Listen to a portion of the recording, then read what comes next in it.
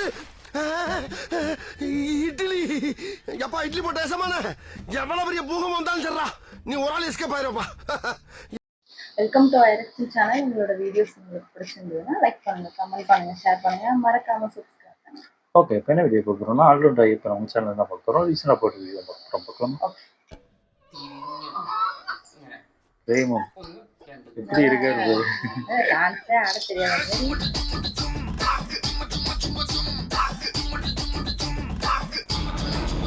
இப்படி இருந்தா அப்படி. ஹலோ ஃப்ரெண்ட்ஸ், 23 வருஷமா மலையாள சினிமா இண்டஸ்ட்ரியில் நிலைச்சு நின்றுட்டு இருக்க ஒரு ரா ஆக்டர் அப்படின்னா நம்ம சௌபின் சாக்கிர் அவர்கள் தான். பல நடிகர்கள் இவருடைய நடிப்பு அண்ட் இவருடைய படங்கள் பத்தி பேசுவாங்க, அவரை பாராட்டுவாங்க. இவர் ஒரு ஆக்டர், டைரக்டர், ப்ரொடியூசர் இந்த மாதிரி 3 ஃபீல்டுலயுமே கால் பதிச்சவர். ஒரு கேரக்டரை இயல்பா உள்வாங்கி நடிக்கக்கூடிய திறமை கொண்டவர். இந்த மாதிரி சொல்லிக்கிட்டே போகலாம் இவரை பத்தி. இப்படிப்பட்ட பெருமைகளுக்கெல்லாம் சொந்தக்காரர் சௌபின் சாக்கிர் அவர்களை பத்தி தான் இந்த வீடியோல நம்ம பார்க்க போறோம். வீடியோ ரொம்பவே இன்ட்ரெஸ்டிங்கா இருக்கும். முடிஞ்ச அளவுக்கு வீடியோ ஸ்கிப் பண்ணாம ஃபுல்லா பார்க்க ட்ரை பண்ணுங்க. வாங்க வீடியோக்குள்ள போலாம்.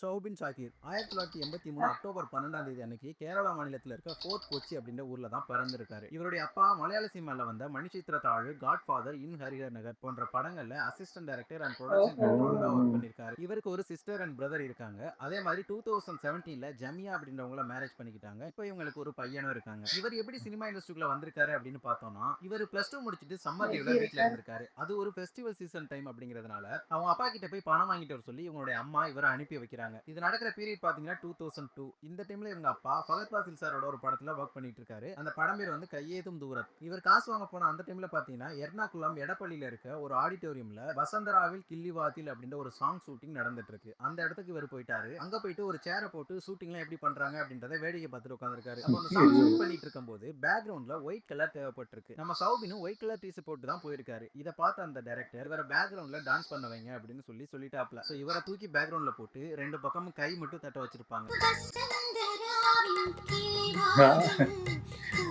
அசிஸ்டன்ட் டைரக்டர் பையன்னு இதை மட்டும் எங்கேயோ தான் வச்சிருக்காங்க. காசு வாங்கிட்டு வீட்டுக்கு போயிட்டாரு. வீட்டுக்கு போனவர் அடுத்த நாள் ஷூட்டிங்க்கும் பார்க்கறதுக்கு வரல. பட் ஷூட்டிங் போனதை பத்தி யோசிச்சுக்கிட்டே இருக்காரு. அப்புறம் அவங்க அப்பா வீட்டுக்கு வந்ததுக்கு அப்புறம், அப்பா நான் ஷூட்டிங் ஸ்பாட்டுக்கு வந்து டைரக்ஷன் கத்துக்கலாமா அப்படின்னு அவங்க அப்பா கிட்ட கேட்கிறாரு. அது சம்மர் லீவ் அப்படிங்கிறதுனால அவங்க அப்பாவும் ஓகே சொல்லியிருக்காரு. ஆனா அது இந்த படத்துக்கு இல்ல, டைரக்டர் சித்திக் அவங்களுடைய குரோனிக் பேச்சுலர் அப்படின்ற ஒரு படத்துக்கு. அவங்க அப்பா இவரோட திங்ஸ் எல்லாம் பேக் பண்ணிக்கிட்டு ஒரு பஸ்ல வந்து ஏற சொல்லியிருக்காரு. அந்த பஸ்ல பாத்தீங்கன்னா அந்த படத்துல ஒர்க் பண்ண ஏடிஸ் எல்லாருமே உட்காந்துருக்காங்க. இவங்க எல்லாருமே டிராவல் பண்ணி கொடைக்கானல் ஷூட்டிங் அந்த கொடைக்கானலுக்கு போய் இறங்குறாங்க. அந்த குரோனிக் பேச்சுலர் படத்துல மம்முட்டி சார் தான் ஹீரோவா நடிச்சிருப்பாரு. சோ அவ்வளவுதான், கொடைக்கானல் வந்து இறங்குனவங்க அழகா ஒரு பாட்டுல செட்ல ஜாயின் பண்ணிட்டு ஒரு ஏடியா ஒர்க் பண்ண ஆரம்பிச்சிட்டாரு கொஞ்சம் கொஞ்சமா. சோ இந்த மாதிரி யதார்த்தமா ஒரு ஷூட்டிங் பார்க்க வந்தவர் ஒரு படத்துலயும் ஆக்ட் பண்ணிட்டாரு, ஏடியாவும் ஒர்க் பண்ண ஸ்டார்ட் பண்ணிட்டாரு. கடைசியில இந்த சினிமாவையே இவரோட கெரியரா எடுத்துக்கிட்டாரு. அதுக்கப்புறம் லீவ் முடியுது, காலேஜ்ல ஜாயின் பண்றாரு. காலேஜுக்கு போயிட்டுமே கேம்ஸ், டிராமா, ஃபேன்சி டிஸ் காம்படிஷன், ஆக்டிங் இதுல தான் ஃபோக்கஸ் பண்றாரு. இது மாதிரி காலேஜ் படிச்சுக்கிட்டு ஏடியா ஒர்க் பண்ணிட்டு இருக்காரு. இவங்க வீட்லயுமே இவர் காலேஜ் போய்கிட்டு சினிமாக்குள்ள ஒர்க் பண்றது பிடிக்கல. ஆனா இவங்க எதுவுமே சொல்லல.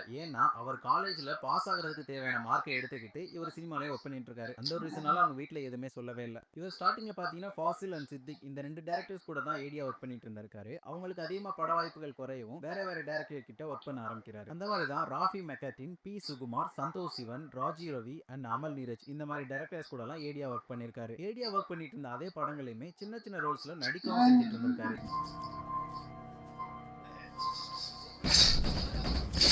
என்ன உரிமையா?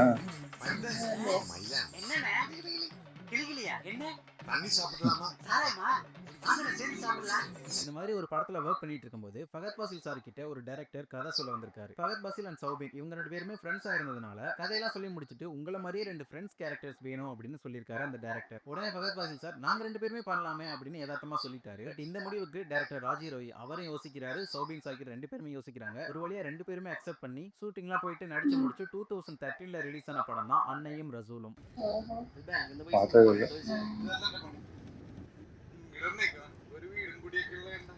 சௌபின் அவர்கள் ஃபர்ஸ்ட் டைமா ஒரு கேரக்டர் நேம்ல நடிக்கிறது இந்த படத்துல தான். இந்த படத்துல இவருக்கு கோலின் அப்படின்ற ஒரு கேரக்டர் கொடுத்து ஆங்கிலோ இந்தியன் மாதிரி நடிக்க வச்சிருப்பாங்க. படத்துல ஃபகத் ஃபாசிலோட ஃப்ரெண்டா வருவாரு.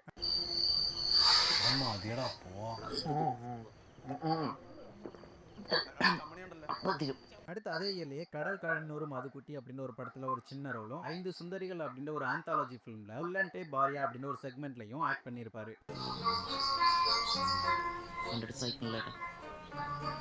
அதுக்கப்புறம் சில படங்கள்ல நடிச்சிருந்தாலும் ஒரு நல்ல ஃபேம் அண்ட் ஆக்டிங் சான்சஸ்லாம் வாங்கி கொடுத்த படம்னா அது பிரேமம் படத்துல அவர் நடிச்ச சிவன் அப்படின்ற பிடி சார் கேரக்டர் தான். സാറൊക്കെ വിഗ് വെച്ചിട്ടുണ്ടെങ്കിൽ കാക്ക ഷോക്കടിച്ച് വീണ് ലോറി കയറി പരന്ന് ഉണങ്ങിയ സാധനം തലയിൽ അതുപോലെ பிரேமம் படம் எந்த அளவுக்கு ஹிட் அப்படின்னு நமக்கு தெரியும். இப்போ வரைக்கும் அந்த படத்துக்கு அவ்வளோ ஃபேன்ஸ் இருக்காங்க.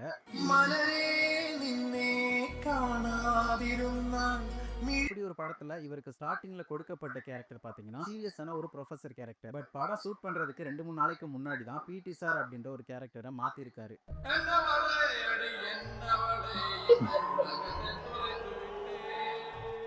இப்படி கேரக்டரை மாத்தினதும் இவருக்கு ஒரு நல்ல விஷயமாவே அமைஞ்சிருச்சு. இந்த படத்துல மலை டீச்சரை ஹீரோ லவ் பண்ணுவாரு. அதே மாதிரி அந்த ஸ்கூல்ல இருக்க இன்னொரு சார்மே லவ் பண்ணுவாரு. அந்த சாரோட ஃப்ரெண்டு தான் இந்த பிடி சார். மலை டீச்சரை லவ் பண்ற தன்னோட ஃப்ரெண்ட் அண்ட் கொலீகா இருக்கவருக்கு ஐடியாஸ் அண்ட் ஹெல்ப் பண்ற காமெடி ரோல்ல நடிச்சிருப்பாரு. உண்மையிலேயே இந்த படம் சூப்பர் டூப்பர் ஹிட் ஆனதுனால இவருக்கு ஒரு நல்ல ஃபேம் கிடைச்சிச்சு அப்படின்னு சொல்லலாம். காதலிக்கிறேன்.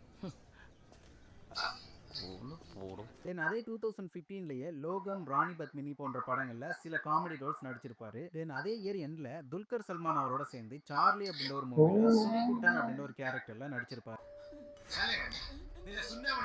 இந்த படம் பயங்கரமா ஓடிச்சுருக்கு. நான் பார்க்கணும்னு நினைச்ச படம் இது. இன்ன வரைக்கும் பார்க்கல. அந்த சீன்ஸ் எல்லாமே நல்ல காமெடியும் பண்ணிருப்பாரு. இருக்கிறதுலே அதிகமா வேலை செய்யற மூளையே அமைதியா இருக்கும்போது மனசு மட்டும் ஏன் எப்ப பாரு துடிச்சுக்கிட்டே இருக்கு தெரியுமா? ஏன்னா அது துடிக்கிறது நின்று போச்சுன்னா செத்துரும். இல்ல, ஏன்னா அது எப்ப பாரு நம்ம கிட்ட ஏதாவது சொல்லிக்கிட்டே இருக்கும். 2016ல மகேஷிண்டே பிரதிகாரம் அப்படின்னு சொல்லிட்டு ஃபகத் வாசில் சாரோட சேர்ந்து ஒரு படத்துல ஓ, நடிச்சிருப்பாரு. திரும்பி அதுக்கப்புறம் திரும்பி நடிக்கிறாங்க. நீ சொன்னது என்ன டிங்கூஃபியாடா? இந்த படத்துல கிறிஸ்பின் அப்படின்ற ஒரு கேரக்டர்ல போட்டோ ஸ்டுடியோல அசிஸ்டண்டா ஒர்க் பண்ற மாதிரி ஒரு ரோல் கொடுத்திருப்பாங்க. படம் சூப்பரான ஒரு வில்லேஜ் ஓரியன்டட் காமெடி டிராமா ஃபில்மா இருக்கும். ஒரு நல்ல ஃபீல் குட் மூவி அப்படின்னு சொல்லலாம். ஜூஸ் ஜூஸ் ஜூஸ் கும்மட்டிக்கா ஜூஸ் மம்முட்டிக்கா இஷ்டப்பட்ட கும்மட்டிக்கா ஜூஸ். ஆக்சுவலா இந்த படத்தை தான் தமிழ்ல நம்ம டெபுட்டி சிஎம் உதயநிதி அவர்களை வச்சு நிமிர் அப்படின்னு சொல்லிட்டு ரீமேக் பண்ணிருப்பாங்க. தென் மறுபடியும் துல்கர் சல்மான் கூட சேர்ந்து காவலி அப்படின்ற ஒரு படத்துல நடிச்சிருப்பாரு. இந்த படம் பார்த்துருக்கோம். பார்த்தோம் நினைக்கிறேன். பயங்கர டென்ஷன் ஆகிட்டே இருப்பார்ல. ஆமா. இந்த படத்துல டிகிவை இரிட்டேட் பண்ணிக்கிட்டு ஆளு ஜாலியா பேசி திருவாப்புல. அவரை இரிட்டேட் பண்ணும்போதெல்லாம் நமக்கு டென்ஷன் ஆகிட்டு இருக்கும். கடைசியா டிகியூ இவரை இரிட்டேட் பண்ணது எல்லாத்துக்கும் சேர்த்து வச்சு ஒரு அறை விட்டுருவாரு.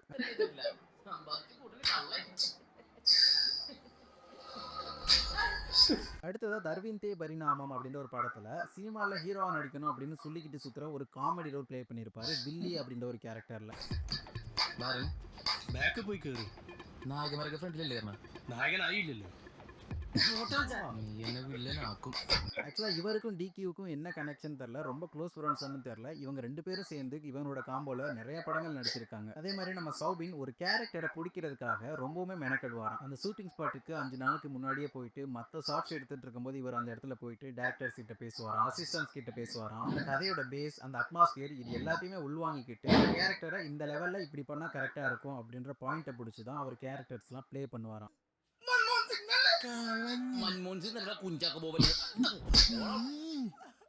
அடுத்ததா கம்மட்டி படம். இதுவும் துல்கர் சல்மானோட படம் தான். இந்த படத்துல இவருக்கு பெரிய ரோல் கிடையாது. வருஷ துல்கர் சல்மான் நடிச்சிருக்கு. கராத்தே மாஸ்டரா 3 சீன்ஸ்ல இவருக்கு ஃபைட் இருக்க மாதிரி வச்சிருப்பாங்க. அதுல மட்டும் பெர்ஃபார்ம் பண்ணிருப்பாரு. ஓ,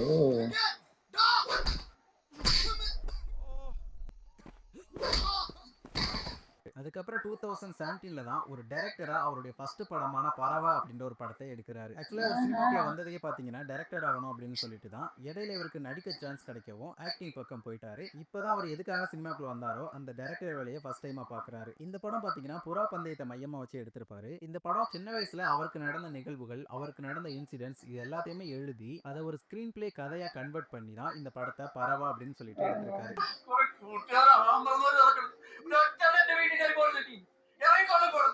அண்ட் ஆல்சோ இந்த படத்துல ட்ரக் அடிக்டா ஒரு நெகட்டிவ் ஷேட் கேரக்டர்ல நடிச்சிருப்பாரு. இந்த படம் கமர்ஷியலா பயங்கரமா ஹிட் ஆனிச்சு. 2.60 crore எடுக்கப்பட்ட படம் 100 நாட்கள் தியேட்டர்ஸ்ல ஓடி 19 கோடி கலெக்ட் பண்ணிருக்கு. சூப்பர். பரவா. இந்த படம் முடிச்சதுக்கு அப்புறமா இவருக்கு ஒரு சூப்பரான படத்துல வாய்ப்பு கிடைக்குது. அந்த படம் தான் சுதானி ஃப்ரம் நைஜீரியா. இந்த படத்துல ஒரு நைஜீரியன் ஆக்டர் கூட சேர்ந்து நடிச்சிருப்பாரு. ஓ சுடானி ஃப்ரம் நைஜீரியா. அங்க மலையாள படத்துல வித்தியாசமா இருக்கு. ஒரு நல்ல நல்ல எமோஷனல் ஃபீல் குட் ஃபில்மா இந்த படம் இருக்கும். மற்ற படங்கள்ல நடிக்கிற சின்ன சின்ன ரோல்ஸ் மாதிரி இல்லாம இந்த படம் ஃபுல்லாமே ஒரு லீட் ரோல்ல ஒரு நல்ல பெர்ஃபார்மரா நடிச்சிருப்பாரு. You don't go home. I am helping you. You say no, then you go find your passport. என்ன கொண்டு வரீங்க? இந்த படம் பாத்தீங்கன்னா 2018 இயர்ல கேரளா ஸ்டேட் அவார்ட்ஸ் வின் பண்ணிருக்கு. அதே மாதிரி நேஷனல் அவார்ட்ஸ்ல 2 அவார்ட்ஸ் கிடைச்சிருக்கு.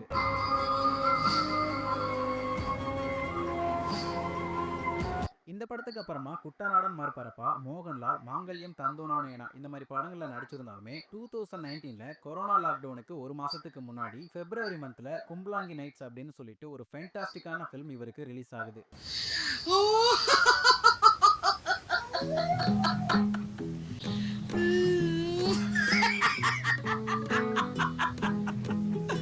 மதுசி நாராயணன் அப்படின்ற ஒரு டெபியூட்டன் டைரக்டர் தான் இந்த படத்தை எடுத்திருப்பாரு. இந்த படத்துல சௌபின் 4 பிரதர்ஸ்ல ஒருத்தவரா நடிச்சிருப்பாரு. உண்மையிலேயே இப்போ வரைக்கும் இவரோட கெரியர்லயே one of the best acting performance ஃபிலிம்னா அது கும்பலாங்கி நைட்ஸ் தான்.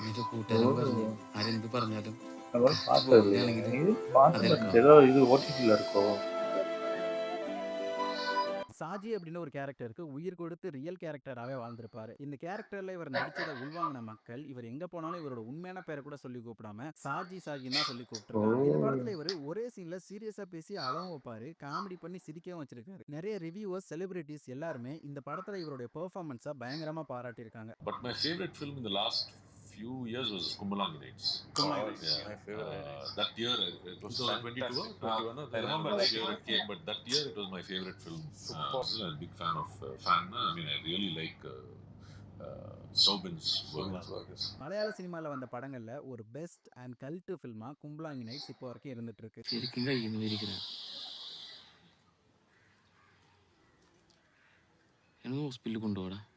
இந்த படத்துக்கு அப்புறமா இவரோட acting level and career level ரெண்டுமே ஒரு படி மேலே போயிடுச்சு. அதே மாதிரி இந்த படத்துக்கு அப்புறமா லீட் ரோல் கேரக்டர்ஸும் வெரி இம்பார்ட்டன்ட் கேரக்டர்ஸும் தான் அவருக்கு அதிகமாக சான்சஸ் வந்திருக்கு. അസിസ്റ്റന്റ് ഡയറക്ടറായിട്ട് നിൽക്കുമ്പോൾ തന്നെ നല്ല സിനിമക്കുള്ള അവാർഡ് മേടിക്കുന്ന ഞാൻ വർക്ക് ചെയ്ത സിനിമയിലെ ഡയറക്ടേഴ്സാണ്.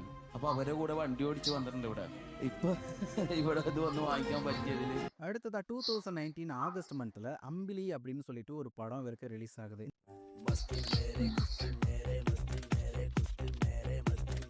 இந்த படத்துல இது மாதிரி போல இருக்கு. மூளை வச்சு அப்படின்னு சொல்லிட்டு விக்ரம் அவர்கள் ஒரு படத்துல நடிச்சிருப்பாரு. அந்த படத்துல விக்ரம் சார் என்ன ஒரு மாடுலேஷன், என்ன ஒரு கேரக்டர் எடுத்திருப்பாரோ அதே ஒரு கேரக்டரோட சாம்பிள்ல அம்பிலி அப்படின்னு சொல்லிட்டு இவர் ஒரு கேரக்டர் பிளே பண்ணியிருப்பாரு. அதாவது மென்டலி சேலஞ்சு பர்சனா இருக்கணும், அதே மாதிரி மற்றவங்களுக்கு பிடிச்சவங்களா, அவங்கள லவ் பண்றவங்களா, அன்பானவங்களாவும் இருக்கணும், அந்த மாதிரி ஒரு கேரக்டர்.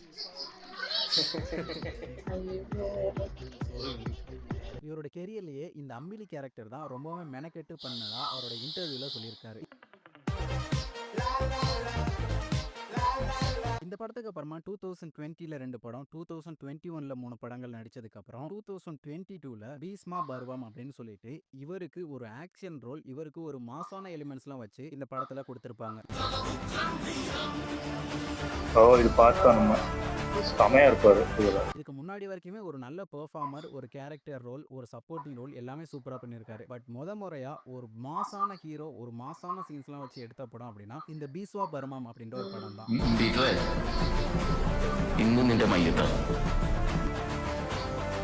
இதுக்கப்புறமா 2023ல ரோமாஞ்சம் அப்படின்ற ஒரு படத்துல ஜிபின் மாதவன் அப்படின்ற ஒரு கேரக்டர்ல சூப்பரான காமெடி பண்ணியிருப்பாரு. படம் பாத்தீங்கன்னா ஒரு ஹாரர் காமெடி ஃபிலிம். அந்த படத்துல நீ பார்த்தா அந்த படத்துக்கு ஜஸ்டிஃபை பண்ணிருப்பாங்க.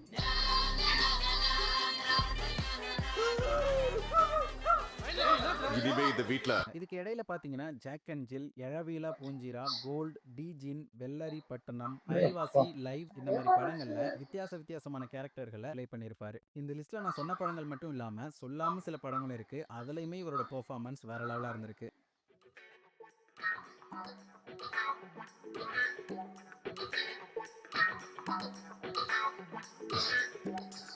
And finally 2024ல சூப்பர் ஹிட் இதெல்லாம் எல்லாருக்குமே தெரிஞ்சிருச்சு. இந்த படத்துல குட்டானா அப்படின்னு சொல்லிட்டு ஒரு முக்கியமான ரோல்ல ஆக்டிங் பண்ணிருப்பாரு. அதே சமயத்துல இந்த படத்தோட ப்ரொடியூசரும் இவர்தான். தன்னோட பரவா ஃபிலிம்ஸ் அப்படின்ற ப்ரொடக்ஷன் கம்பெனி மூலமா இந்த படத்தை ப்ரொடியூஸ் பண்ணி ஃபர்ஸ்ட் படத்துலயுமே ஹிட் கொடுத்திருப்பாரு.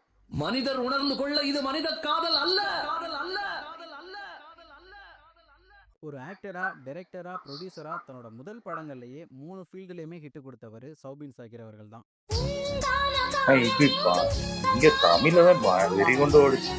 மலையாளத்துல கூட அந்த அளவு அங்க இது வந்துருச்சு. 2024ல நடிகர் அப்படின்ற ஒரு படம் இவருக்கு வந்திருக்கு. அதே மாதிரி இந்த இயர் 2025ல பிரவீன் கோடு சபு அப்படின்ற ஒரு படமும் மச்சாண்டே மாலக்கா அப்படின்ற ஒரு படமும் இவருக்கு ரிலீஸ் ஆயிருக்கு. ബിജിമോൾക്ക് സ്വർണ്ണം ஏன்னா பிரேமலுன்னு அந்த படம் பயங்கரமா ஓடிச்சாங்க. അച്ഛൻ ചോദിച്ചപ്പോൾ ഞാൻ കൊടുക്കൂല. இந்த படம் அங்க ஓடல. இன்னைக்கு ரிலீஸ் ஆயிருக்க கூலி படம் 2017ல துல்கர் சல்மான் அவங்களுடைய சோலோ அப்படின்ற ஒரு படத்துல ஒரு சாங்ல பாத்தீங்கன்னா ஸ்பெஷல் அப்பியரன்ஸ் கொடுத்திருப்பாரு. அந்த படத்துக்கு அப்புறமா ஒரு மெயின் கேரக்டர்ல இவர் நடிக்கிற தமிழ் படம் அப்படின்னா அது இந்த கூலி படம் தான். இந்த படத்துல ஒவ்வொரு சினிமா இண்டஸ்ட்ரியில இருந்தும் ஒவ்வொரு ஆக்டர் நடிச்சிருக்காங்க. அந்த வகையில மலையாள சினிமா இண்டஸ்ட்ரிக்காக சௌபின் சாக்கிர் அவர்களை நடிக்க வச்சிருக்காங்க இந்த படத்துல. இங்க இருக்கிற 14,400 பேர்ல எனக்கு தேவை அந்த ஒரு கூலி, அந்த ஒத்த கூலி. தயால் அப்படின்ற கேரக்டர்ல இந்த படத்துல மிரட்டி விட்டுருக்காரு நடிப்புல. அதுலயும் அவுட் ஆஃப் த சிலபஸ் மாதிரி இது வரைக்கும் இவர்கிட்ட இருந்து பார்க்காத ஒரு ஃபயரான டான்ஸை மோனிகா சாங் மூலமா நம்ம எல்லாருமே பார்த்திருக்கோம்.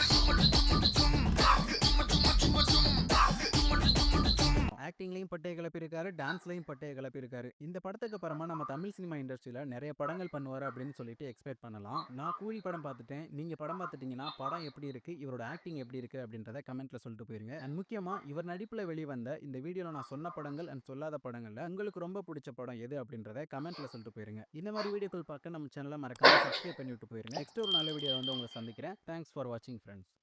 சூப்பர் நல்லா இருந்துச்சு. ஆனா இவரு நிறைய படம் இவ்வளவு படம் நடிச்சிருக்காரு. நிறைய இன்ட்ரெஸ்டிங்கா அந்த தெய்வ திரும்ப அந்த கேரக்டர் இன்ஸ்பயர் பண்ணி ஒரு இது படம் பண்ணியிருக்காங்க.